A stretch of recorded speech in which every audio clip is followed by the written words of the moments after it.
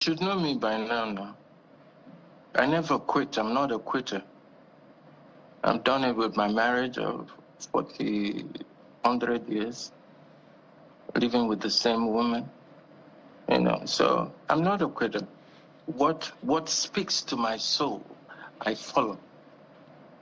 And damn it, I mean, we're due for a big overhaul. And anybody who has a resonating message that flows with that ideology, the natural thing is to be supportive. Because common sense no common again, And this is what happens when riffraffs, criminal people from no pedigree whatsoever are occupying position of powers. People where we don't even know where they come from. Yes. Before it was all about integrity, at least in my own time. In the early 50s, it was all about integrity, all about where you're coming from, who your father, your mother is. Yes. It wasn't about who has the most money, because we don't even know people who get money at that time. We don't know. It was about your word being your bond. Those were the values we grew up with. Not all these things, people from the gutters are doing like within a market square. That is why when they say it's a zoo, I can dig that. All right, so I beg make with the face within the face also. All right, so let me find out from you with a direct question. What kind of president does Nigeria need? One that is truthful. One that really shows that he has the interest of the masses at heart. One that is willing to do everything possible for us to be self-independent, to be productive, not to be consumers like the Holocaust. Yes. One that has human sympathy. One that is not the devil. One that is not over-religious, but has love for humanity. That's the kind of president I want to see. Yes, one that you will look at and be proud as a Nigerian. Yes, that is my even president. Yeah, that's the kind of president I would like to see. And so do you see those qualities in Mr. Peter Obi? Yes. Amongst the bunch, I'm not going to lie to you now. I can't lie. Yeah, I do. I really do. And do you with my whole chest. And do you see them in the current president? Is that supposed to be a joke? No, it's a direct question. It's a direct question. No, I don't. And that's a direct answer. Just to stretch it a bit further, why would you say so? Some would say that he's moving the country in the right opinion. That's just my opinion. You ask me a question, I answer. Don't ask me the why. And pardon me, sir, and the difficult decisions he's taking, if Mr. Peter Obi or Mr. Atiku Abubakar had won the election in 2023, they would have been taking similar decisions. Next question. All right, Kari, you have the floor now. You want to find out something from my mouth, eh? Well, I beg. Next question. Make we talk the one with the doors. Interesting times. Maybe that one they do us. Interesting. So guys, this is Charlie Boy coming out to defend P2B. And like I said, there's nobody on earth that is in the right senses that will not defend P2B. It's only the enemies of P2B or the allies of APC, those looking for a position or a pay from APC, that are coming out to talk against P2B. Everybody in their right senses, like anybody that is not under influence of APC, will defend P2B till tomorrow. They asked me a question. if he sees those qualities in Tinubu, he first of all he laughed because he's not there, and then he went ahead to tell them no, that he's not there. And they asked him about P2B. He said yes with his chest that he would defend P2B any day, anytime. But I'm still finding it hard to believe that some Nigerians, some people that call themselves leaders, will still come out and say some negative things about P2B, because you can verify, or you can go and check. You cannot find any record you can use against P2B. I don't know if how that man does it, but the man does not leave any bad record in his name. You cannot verify. You can track ever since P2B became or entered into Nigerian politics. He will never find one record of bad thing he has done. So everybody coming out to talk against P2B is either cooking something up or framing P2B of what he did not do. And P2B have actually come out many times, not once, to actually clear his name on a false allegations against him by these APC allies. Because anybody coming out to talk against P2B is either paid or trying to work for APC to gain a position in Nigeria. That's just it. So I like us to watch the video to the end, because this Charly boy actually shocked me, because his responses were just, he has wisdom here. Forget all these things, he has wisdom here. His responses were full of wisdom. Take a look at the video. Let me get to it in the comment section. You know, it's funny to me when people try to shade me as a tribalist. I would like to say something. Do you know that most of my friends are from the West? They're Yoruba guys, most of them. I have more Yoruba and Hausa friends than I have of Igbo friends. Yeah? And the people who have benefited from the Charly Boy Foundation and all that I've done in the past have been more of Westerners than Easterners. Because for some reason, I think God has blessed me with some very good choices that I've made in the past. You know, where people are allowed to be in my space. And just like what I think I've given to them, they've given me back twofolds. Because I usually place all my cards on the table. Okay? So when people try to bring a tribalistic coloration to what I do, you know, I resent that, because there's nowhere in hell that is the truth. It can't be. You know, that's a whole lot of jargon, if you ask me. You know, because I don't see tribe. I don't see religion. I'm a free spirit. I don't see these things.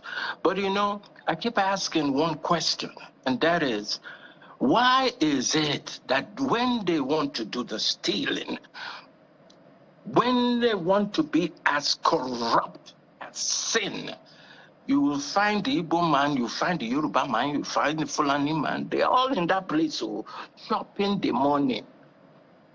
But when it's time for election, or for us to talk about how we move on, yeah, politically, then you start seeing these things. It's their old playbook. Everybody, most people are hip to it.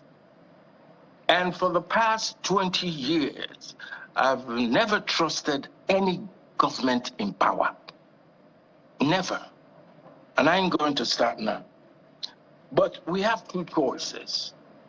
One is to make sure that in 2027 that we get it right, or because I know that it will have to get worse before it even gets better. And I want to also reassure Nigerians that, I mean, you know, globally I said, leadership has fallen to an all-time low. Okay? You can see what's happening in America. Trump and his MAGA people.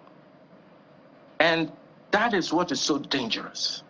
Because already in Africa, We have mumu leaders who are only but interested in building their own empires. And that's the same thing I know Trump for. It's nothing but about him and his empire. And this sets off a very bad example for people who are already, their mind, they don't get mind, they are wicked as sin. Yes. So let's face what is facing us. Let's face the problem. And I wonder... This 2027 election, right. how you go be? That's a very important question. And you mentioned earlier that, I mean, you see politics written all over this. You have not hidden your support for Labour Party presidential candidate, Mr. Peter Obi. You've time and again called out government, the president. It's not something you shy away from, and it's not something you started today. So I wonder, with this decision to rename the bus stop Olamide Bado, what has that done to your resolve ahead of 2027? Because you said we must get it right. On the one hand, what has it done to your resolve to support Mr. Peter Obi? What has it done to your resolve to call government out and all of that? Has it dampened it in any way? You should know me by now. I never quit. I'm not a quitter. I've done it with my marriage of 100 years, living with the same woman, you know. So I'm not a quitter. What speaks to my soul, I follow. And damn it, I mean, we're due for a big overhaul. And anybody who has a resonating message that flows with that ideology, you know, the natural thing is to be supportive. Because common sense no common again, you know? And this is what happens when riffraffs, criminal people from no pedigree whatsoever are occupying position of powers. People where we don't even know where they come from. Yes. Before it was all about integrity, at least in my own time. In the early 50s, it was all about integrity, all about where you're coming from, who your father, your mother is. Yes. It wasn't about who has the most money, because we don't even know people who get money at that time. We don't know. It was about your word being your bond. Those were the values we grew up with. Not all these things, you know, people from the gutters are doing like we did in a market square. That is why when they say it's a zoo, I can dig that. All right, so I beg make with the face within the face of. All right, so let me find out from you with a direct question. What kind of president does Nigeria need? One that is truthful. One that really shows that he has the interest of the masses at heart. One that is willing to do everything possible for us to be self-independent, to be productive, not to be consumers like the Holocaust. Yes. One that has human sympathy. One that is not the devil. One that is not over-religious, but has love for humanity. That's the kind of president I want to see. Yes, one that you will look at and be proud as the Nigerian. Yes, that is my even president. Yeah, that's the kind of president I would like to see. And so do you see those qualities in Mr. Peter Obi? Yes. Amongst the bunch, I'm not going to lie to you now. I can't lie. Yeah, I do. I really do. And do you with my whole chest. And do you see them in the current president? Is that supposed to be a joke? No, it's a direct question. It's a direct question. No, I don't. And that's a direct answer. Just to stretch it a bit further, why would you say so? Some would say that he's moving the country in the right opinion. That's just my opinion. You ask me a question, I answer. Don't ask me the why. And pardon me, sir, and the difficult decisions he's taking, if Mr. Peter Obi or Mr. Atiku Abubakar had won the election in 2023, they would have been taking similar decisions. Next question. All right, Kyrie, you have the floor now. You won't find out something from my mouth, eh? Well, I beg. Next question. Make we talk the one with the doors. Interesting times. Interesting times we're in. The politicking has begun way too early. You lead this movement, our Mumu don't do, and it's a message you have spoken to time and again. But, you know, something else came up, and it's a personal issue.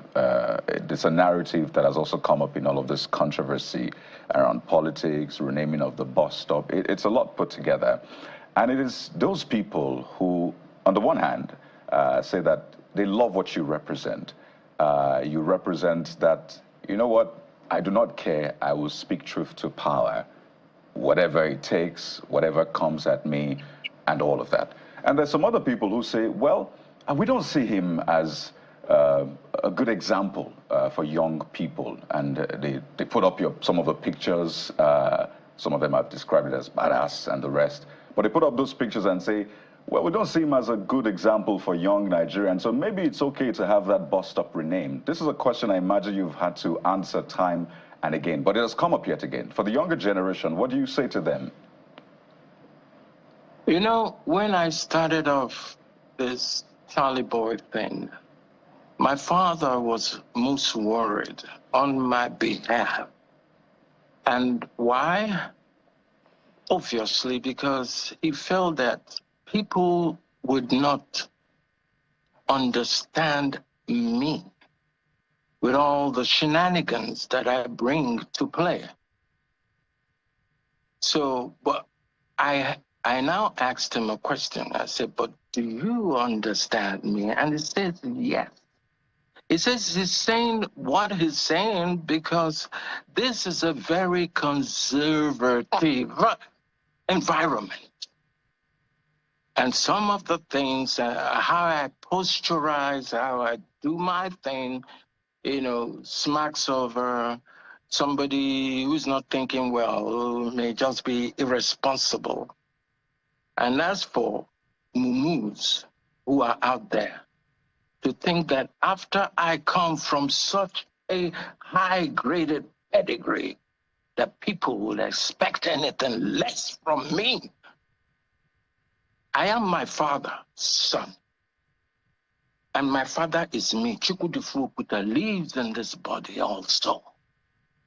So for all what he's respected for, I've acquired it because I didn't bring them, that is my father, my mother, to come live with me for almost the 20 years of my life in my house while I took care of them and I loved them like a son would to the parents.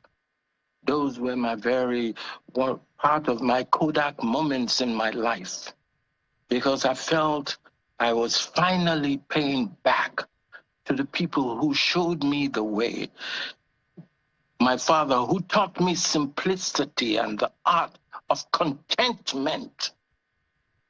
That's what I drive on. So, I beg, when they compare me, so what will I tell the kids? Well, like I said, let's not get it all mixed up, twisted. There is something that we should worry about, and that's our future. But like I keep saying, you can't make eggs without breaking eggs. You can't make an omelet without breaking eggs, sorry, you know. So it's important we understand what's at play, the magnitude of what's at play, and do the needful. I've always believed in the Nigerian youths. I'm not talking about all of them, but the exceptional one. And I've met a few of the exceptional youths in whom I have great confidence that the salvation of this country lies in their hands. Look at what the people in the diasporas, how they make us proud, Nigerians in the diasporas. So I know it's a question of time, but it ain't going to be easy. So before that light at the end of the tunnel, it will have to get worse before it gets better. So for you, for people, for the young people, maybe the Gen Zs who are not quite familiar with your history and your legacy, and they perhaps they're being asked, what is it about Charly Boy they should emulate? What would it be? I don't know, everybody to each his own, take whatever you can, but I'm an energy of positivity. There's quite a whole lot to learn and to take from the brand. Because I'm always this fresh, I'm always this youthful, because my interaction has a lot to do with young people. And they're the ones that keep me youthful. They're the ones that, teach me the new trends. So I've also learned from them. It's not just me giving, they've given me something back in return. And I appreciate that. You understand? So, yeah, it's not going to be easy, but it's doable. And I want the Nigerian youths to know that it is doable. To get a new Nigeria of our dream, it is doable. And that is the only challenge before them.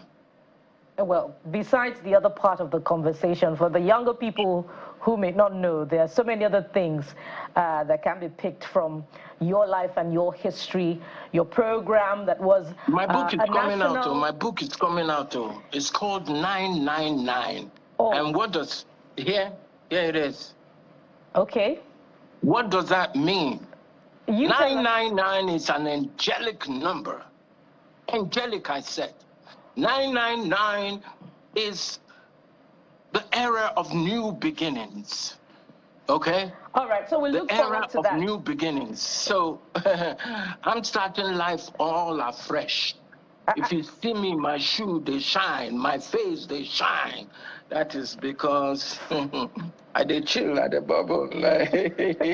Well, that's something to pick. Starting life at 75, starting life all over again. That's certainly something to pick. But I was going to refer to your program from the 90s, the Charly Boy Show, Candid Camera. So that entrepreneurial spirit is definitely worth emulating, to answer Jeffrey's question. But very quickly, one thing that also forms part of the conversation was that this action by the outgone chairman of LCDA may be illegal if you consider that Bariga LCDA is part of the 37 LCDAs not recognized under the Constitution. And as a result, residents of Bariga can take this up in the court of law and have that changed back to Charly Boy bus stop. Is this something that you may be encouraging the residents to take up? To each his own. I don't encourage anything, I don't discourage anything. You understand? Yeah? If people feel that, they have the right to question, let them go ahead. Because you see, part of the problem that we have today is that there are no consequences for bad behavior. Do as you like. It's like we're running a motor park kind of government. I don't know. But it smells, it has this bad odor. Okay? Do as you like. Anyhow, just, if 1 million people die, it's not your business. Just anyhow. But who do anyhow? One day, him go see. Anyhow. And when you speak, your device there took a hit, clearly, but I hope you're fine, sir. Just, Kaya, just on a final don't note. mind me, I'm being melodramatic. Of course, and I mean that's what a lot of people love about your person. But on a final note, I've personally seen you engaged in sporting activities. I saw you taking a walk. I think it was on Okwebi Road. You know, it was quite early in the morning, and I just saw you pass. There's been sightings of Charlie Boy all over the all over the place. You know, but here's where I'm they see me going. for Ikoyi, then they see me for Aja. That's great. They see me for Ajegunle. But here's where you I'm got going me anywhere. with that question, sir. You talked about consequences for bad behavior. That's where we started off on the show this morning. There must be consequences, and there must also be reward for good behavior. The Super Falcons, because you do sports and you're very active, you're even wearing tracksuit. They just won the WAFCON. They got $100,000, flats, national honors. What say you to that? Is that the way to go, really? The spirit and then the kind of reward they got? Just on a lighter note now.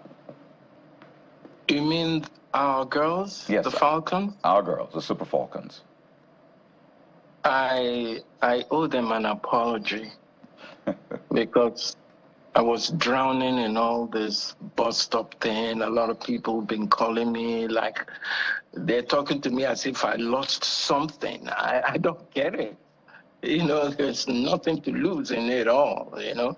But just some people just acting stupid. Yes, my heart goes out to the Falcons. You know, I like to seize this opportunity to congratulate them for a job well done. And once we have this empathy, once we support things that are positive, you know, once we support good things will strive. But if we continue to support evil, I'm sorry, evil will also thrive. So do you commend President Tinubu for this kind of support and reward he has given them? Do you think it's a way to go? Make it bring down the price of fuel. Releasing Nnamdi Kanu. Do some certain things he's supposed to do. Not be when we they suffer, then they party. That's marks of insensitivity, and I don't like that. All right. Tomorrow I can be Tinubu's friend, but he better be sure All right. he's doing things for the people. Yes, that's what I say. All right. 1 hour may be inadequate to exhaust every single bit of information that we can glean from you. And of course, there's more to talk about, your music, your entertainment, but we'll have to get your commitment to return to the show subsequently so that we can also cover that part. You also talked about your book, and maybe that would be our next talking point. We must thank you very much at this point for coming on the show. We've been talking with Charly Boy, Charles Oputa, Area Father 1. Yes, oh. Only Nigerians will say no to tribalism and then face the real truth facing us, because the real truth there that Nigeria is suffering. Yes, and if you eventually keep making mistakes on who becomes our president, we'll keep suffering until we make it right. Because it's not looking as if this suffering have now got to the point where people will say no to corruption or bribe. Because bribery and corruption is the talk of the day in Nigeria. Yes. Bribery and corruption is what is eating up our country, Nigeria. Because how can somebody that is not being fed very well, that is hungry in Nigeria, be saying that he wants his brother to rule Nigeria, that he wants power to remain in the north? And then you know clearly that ever since the Northerners have led Nigeria, there's nothing that the Northerners have even benefited from the person. But because you don't want that power to leave the north, you are still insisting and inciting others to say that you want power to remain in the north, that you don't trust an Igbo man. Whereas P2B have come to that same north and did what no northern leader have ever done. They have given borehole to Northerners, giving them clean water to drink. Because he went there, he saw how dirty the water has been. Then he decided to do good by giving borehole. And at the end, what does he get in return?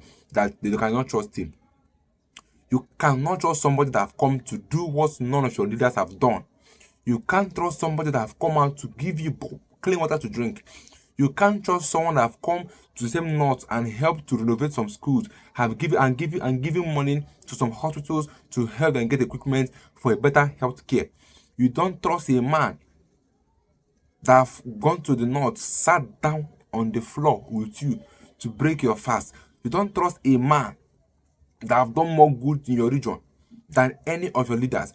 And you don't trust a man that has no past record of criminality or fraud. You don't trust a man that has no past record of tribalism, a man that is not biased, a man that don't do region, a man that understands the pains Nigeria are going through, a man that brought himself out to become the savior of Nigeria, a man that has donated not more less than 100 million naira of his personal money in less than a week to education and health sector, a man that believes so much that we need to invest in education, and not just by saying this, but have actually done it with his own money. A man that have made promises to Nigerians and have fulfilled many. A man that was once a governor for 8 good years and invested in education to the extent that Anambra was no longer among the poorest in education.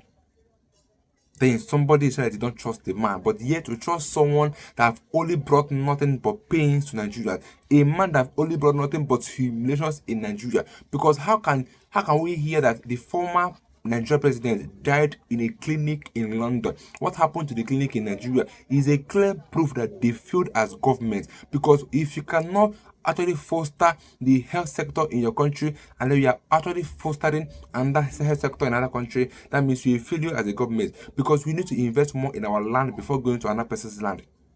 As a former president of Nigeria, you died in a clinic in London. What will you say to the world that happened to the clinic in Nigeria? It's very simple, that the Nigeria don't have a better clinic that could take care of their president. That's simple. And who is he left to do that? It's left for the president to amend the clinic in his country for a better treatment. So let me stop here and let me get your views in the comment section.